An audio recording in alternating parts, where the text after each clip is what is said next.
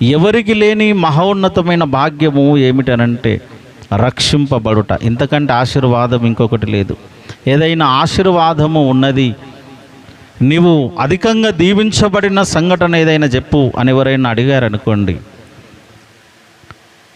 నన్ను పాపభీతిలో నుండి నరకయాతన అనుభవించడానికి సిద్ధంగా ఉన్న నన్ను తన మహాకృప చేత నరకము నుండి తప్పించి మోక్ష మార్గమునకు సిద్ధపరుస్తున్న రక్షణను బట్టి నేను ఆశీర్వదింపబడ్డాను అని చెప్పచ్చు. ఎవరైనా అడగని నీ సంతోషమునకు కారణాలు ఏమిటి అనంటే నేను రక్షింపబడ్డాను.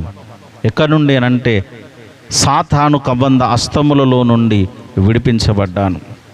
నన్ను రక్షించుకున్నాడు దేవుడు. తన ఉన్నతమైన మహాకృప చేత నన్ను నడిపిస్తూ ఉన్నాడు. దినదినము నన్ను దేవునికి చాలా దగ్గరగా సన్నిహితంగా చేస్తున్నాడు. ఇది దేవుని కృప అని మనము చెప్పడానికి అద్భుతమైన ఆస్కారము ఉన్నది. ఇదేదో యాదృచ్ఛికంగా, ఏదో మామూలుగా, ఏదో సింపుల్గా చెప్పేది కాదు. ఇది చాలా గొప్ప విషయం. రక్షింపబడుటయే గొప్ప విషయము. అయితే రక్షింపబడిన ప్రతి వ్యక్తి సంపూర్ణ సత్యములో ఉండడము మహోన్నతమైన కృప. అది మనము ఎదిగిన కొలది దేవుని యొక్క కృప మనలో ఎదుగుతూ డెవలప్ అవుతూ ఉంటుంది. ఈ విధంగా దేవునిలో మనం ఎన్ని సాక్ష్యాలైనా చెప్పచ్చు. నువ్వు ఎలా రక్షింపబడ్డావు, దేవుడు నీకేమేమి మేలు చేశాడు అనంటే, నేను కటిక నేల మీద పడుకున్నప్పటికీ నా దేవుడు నన్ను రక్షించుకున్నదే గొప్ప సాక్ష్యము అని చెప్పచ్చు. నా దేవుడు నన్ను రక్షించుకున్నాడు చూడు, ఇది ఉన్నతమైన ఆశీర్వాదం. ఇంతకంటే ఇంకా నాకు ఏది ఆనందము లేదు. ప్రియులారా, ఎందుకు అనంటే ఆయన కృప ఉన్నతమైనది, రక్షణ అనేది అంత విలువైనది. కృప విలువైనది, దానికంటే రక్షణ ఉన్నతమైనది. రక్షింపబడుటయే మనకు అష్ట ఐశ్వర్యముల కంటే విలువైనది. అయితే ప్రియులారా, మనము రక్షింపబడ్డాము, కానీ ఇంకా రక్షింపబడుతూ ఉన్నాము. మనము రక్షింపబడ్డాము అనేది వాస్తవము, ఇంకా రక్షింపబడుతూ ఉన్నాము అనేది సత్యము. ఇంకా కూడా రక్షింపబడుతున్నాం. మనము రక్షణలో దినదినము ఎదుగుతూ ఉన్నాం. ఈ ఎదుగుతూ ఉన్న కాలములోనే సాతాను దాడులు అధికమవుతూ ఉంటాయి. మన రక్షణకు ఆటంకాలు అధికమవుతూ ఉంటాయి. శోధనలు అతి బలీయమవుతూ ఉంటాయి. మనలను కృంగదీయడానికి విపరీతమైన శోధనలు మనలను ఆవరిస్తూ ఉంటాయి. నీవు నడుస్తున్న నడకలో ముళ్ళ బాటను వేస్తాయి. ఇది దాటలేను అని నీవు అనుకుంటావు. నీవు వెళుతున్న మార్గములో దారులు కనబడవు, అంత కటిక చీకటి కనబడుతుంది. నేను ఎలా వెళ్ళాలి అని సంకోచిస్తూ ఉంటావు. ఇది సాతాను యొక్క కుట్ర. ఇది సాతాను యొక్క ఉన్నతమైన కుట్ర. చాలా భయంకరమైన ప్లాన్ వాంది. నిన్ను డ్యామేజ్ చేయడమే వాని పని. వానికి వేరే పని లేదు. నిన్ను నాశనపరచడము వాని పని. నువ్వు ఎక్కడ దొరుకుతావు, ఎక్కడ నిన్ను పట్టుకోవాలి, ఎలా నిన్ను వశపరచుకోవాలి, నీ రక్షణలో నుండి నిన్ను ఎలా ఆనందములో నుంచి వైదొలిగించాలి అనేది వాని యొక్క తంత్రము. ఇది సాతాను యొక్క భయంకరమైన తంత్రము. అక్కడ నుండి విడిపించాలనేది తంత్రము. అయితే ప్రియమైన వారలారా, నీవు వాని చేతిలో నుండి విడిపించుకోవడానికి గిలగిల కొట్టుకుంటావు. వాని ప్లాను మహా అద్భుతముగా ముచ్చటేస్తుంది. సాతాను యొక్క ప్లాను చాలా అద్భుతంగా ఉంటుంది. వాన్ని పొగడకుండా ఉండలేము. నేనైతే సాతాను ప్లాన్లను ఎన్నోసార్లు పొగిడాను. ఎంత అద్భుతమైన ప్లాన్ వేసావురా, ఎంత జ్ఞానము, ఎంత అద్భుతమైన జ్ఞానము.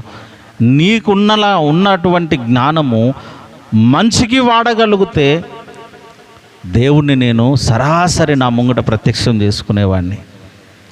కానీ నీ అంతటి జ్ఞానము, నీ అంతటి పటిష్ట, నీ అంతటి కమిట్మెంట్ నాకు లేదు. అందుకే నా దేవుడు నా ముందు ప్రత్యక్షం కాలేకపోతున్నాడు. సాతానుడు అనబడిన వాడు మహాశక్తివంతుడు. వాని సైన్యము చాలా విస్తృతమైన సైన్యము, అలు పెరగకుండా ఆహారనిశలు నిద్రాహారాలు మాని మన మీద దాడి చేస్తాడు వాడు.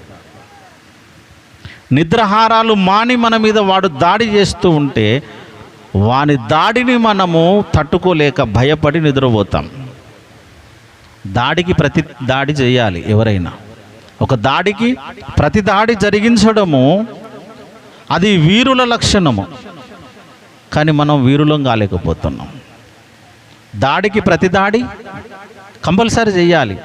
వాడు ఎంత పగబట్టి మన మీద వాని యొక్క శక్తిని ప్రబలింపజేస్తాడో అంతకంటే రెట్టింపు బలము చేత మనము వాని మీద దాడి చేయాలి. కానీ మనము దాడి చేయుటకు బదులు దాక్కుంటున్నాం. కమిట్మెంట్ అంటే తెలుసా? ఆడొక్కసారి తీర్మానం తీసుకున్నాడు అనుకో, దాడి చేసేదాకా వదిలేడు సాతానుడు. అయితే వానికి బదులుగా నీవు అంతకంటే శక్తివంతుడనబడిన సర్వశక్తిమంతుడకు దేవుణ్ణి నీవు నమ్మావు.